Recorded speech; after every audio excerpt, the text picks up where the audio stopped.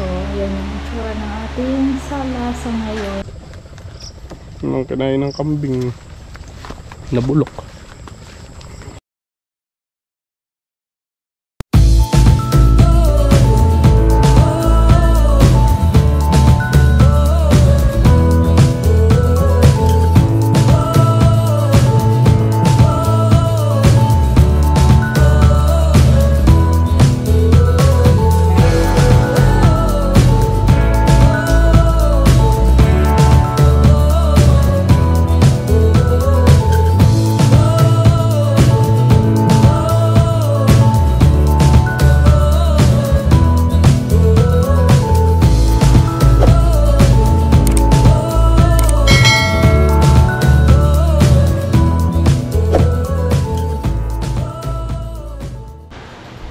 Ayun, good morning po mga kasama, no? Today is first day of Hakutan.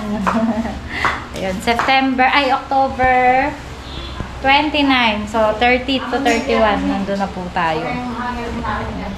Yun, good morning po, manakutan na po. Ayun, ito yung aming first na hakutin. So, may iwan tayo dun para tayo yung mag-aayos. Paunti-unti. Iwanan na talaga natin yung apartment. Marami pa pong gamit, hindi namin matatapos ngayon siguro 3 araw. Para mga kasama, samahan nyo kami. Ayun mga kasama, nandito na po tayo sa bahay. So samahan nyo ako mga kasama. Bali ako yung mag-aayos ng lahat ng hinahakot namin. Tapos sila MY tsaka si Gilbert, sila yung maghahakot. Kung walang gagawin sila HB, siguro sasamahan tayo. Hanggang 3 araw po siguro para hindi mabigla yung bata. First hakot na.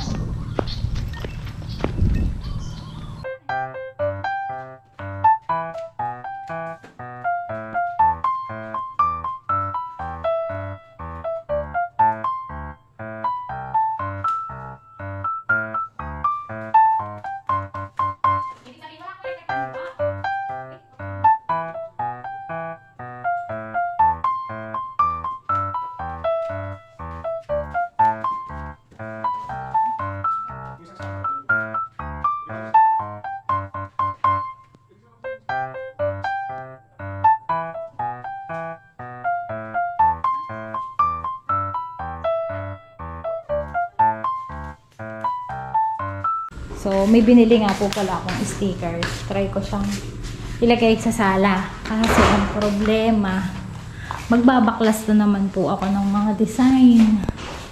So, hindi ako sure kung dito or sa kwarto muna. Bahala na po. So, ito bumili tayo ng bigas. Pansip-pansip na lang kasi hindi po ako makakapagluto. Kasi wala ng business. Mayroon tayo. Ayan si MY, tinatanggal bubong ng kulong para daw malakas ang hakot niya. Pakibuhat doon? Ha? Pakibuhat mo doon.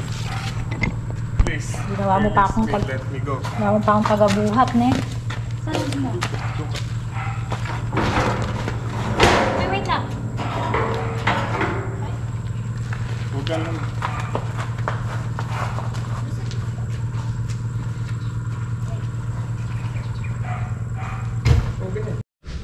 So, yun mga kasama. Hiniwan na ako ni MY. Meron akong in-order na nasabi ko na po ito kanina. Sticker. So, itatry ko siyang ilagay dito. Sana wag ako malaglag. Pinatuwan natin ng maraming basahan para hindi po mabutas yung ating linoleum. So, sana abot ko. Para hindi po kasi kami panha pag pintura. Kaya skim coat lang po yan. Pag po dumikit po kayo sa pader, yung pong skim coat dumidikit sa katawan natin. Kaya lagyan natin ng sticker. So sana kumapit. Sabi po ni MY hindi daw kakapit, pero susubukan ko kasi sayang naman po yung na-order natin sa Shopee. Kaso ang problema, hindi ko alam kung abot ko hanggang taas. So may hagdan naman po. So sana maabot natin. Sana hindi ako malaglag. Kayanin sana ako ng lamesa. Nagpadala din ako ng isang electric pan kasi mainit. So, tara, samahan niyo ako mga kasama. Ayan mga kasama, tinry kong umakyat. Medyo umuuga yung lamesa pero sana wag na tayong malaglag. Hindi na ako tuntungan yung isang speaker. Init sobra.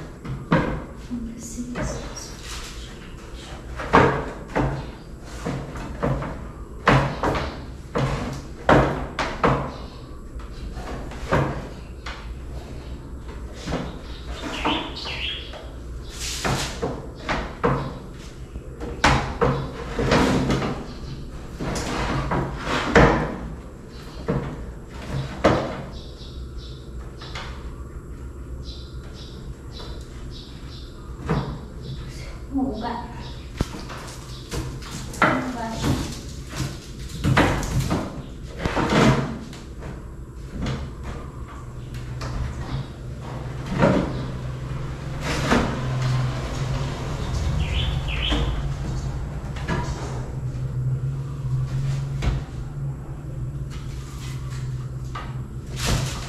Ayan na mga kasama. Pinasok ko yung hagdan. Sobrang bigat.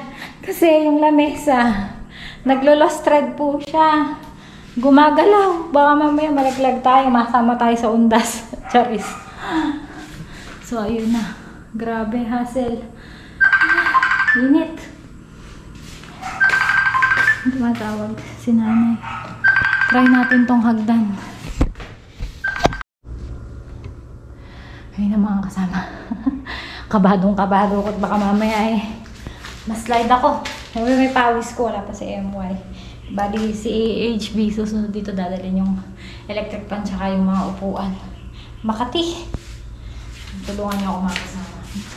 Wala pa akong ponytail. Gawa nga pagdala ng ipit ng buhok. Yeah.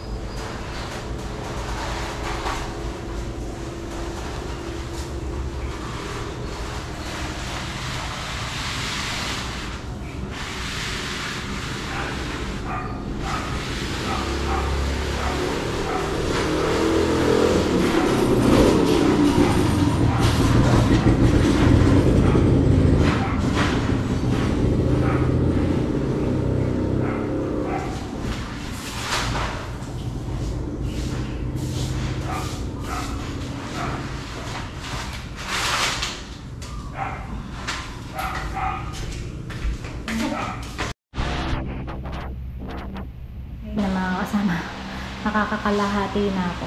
So, half na lang. Ayun yung kabuuan. Ayun yung napag-rolluhan ko. Nalobat po kasi itong GoPro kaya nagpadala po ulit ako ng battery kay MY. Yung isang rolyo, ito lang siya. Yun lang, kalahati. So, bali 5 rolyo yung binili natin. Siguro 1, 2, 1, 2, tapos itong muna. Itong side na to. Ito, tsaka ito. Tapos, ito, follow na lang kasi baka magkulang yung rolyo natin.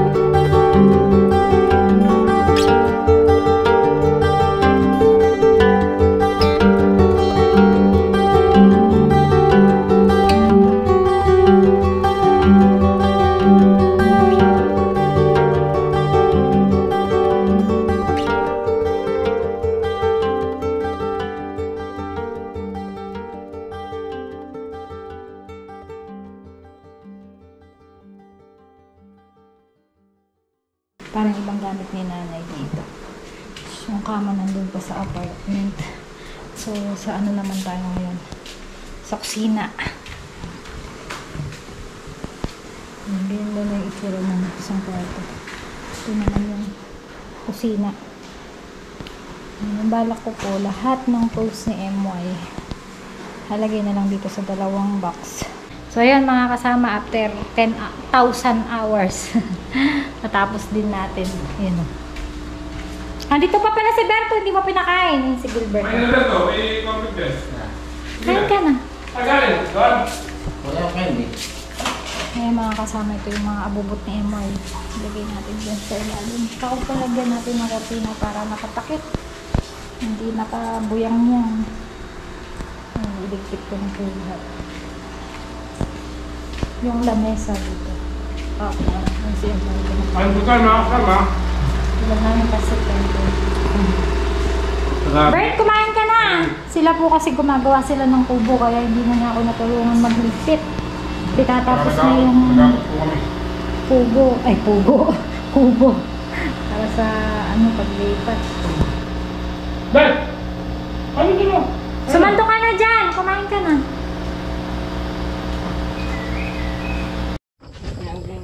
Tumuloy po tayo dito sa tabing ilog.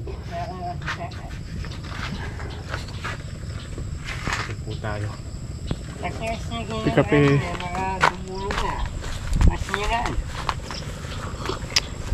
Gusto natin tinitiba niya ng saging kataba.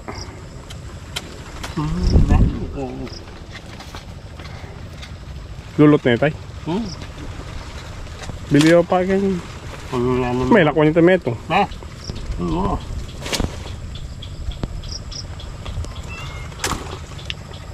May iba kinain po ng kambing, oh. Sa bulok. Malamas yun. Dukang doon. Hindi na po tayo nakatawid sa ano, sa kabila.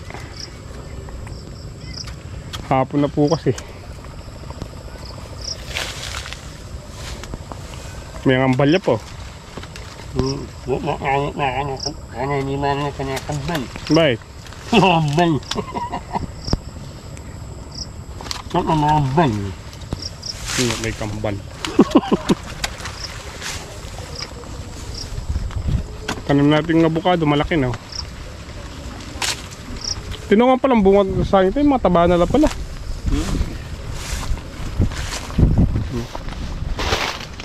Sagingan. Isa po isang abukado. Sagingan. Pati mga buko kinakain ng ano, ng kambing. Kamyas. Wala pang bunga yung kamyas. Nagbubulaklak na rin, oh.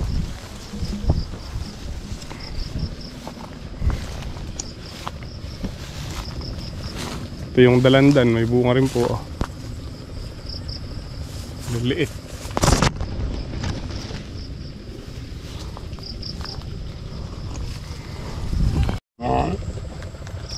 Nang kinain ng kambing na bulok.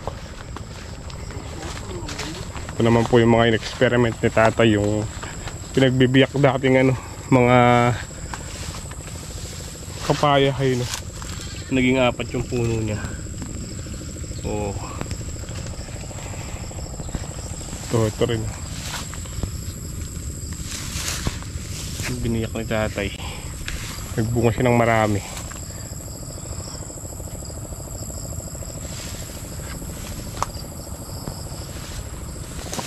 Ay.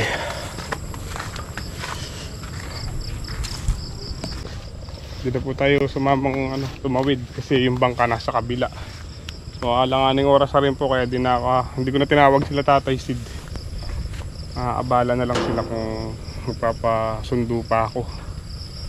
Kinuha ko na lang yung mga hose na lona dun sa dating pinagmaisan, tsaka yung drum, tsaka po yung ano, yung patungan ng sprayer.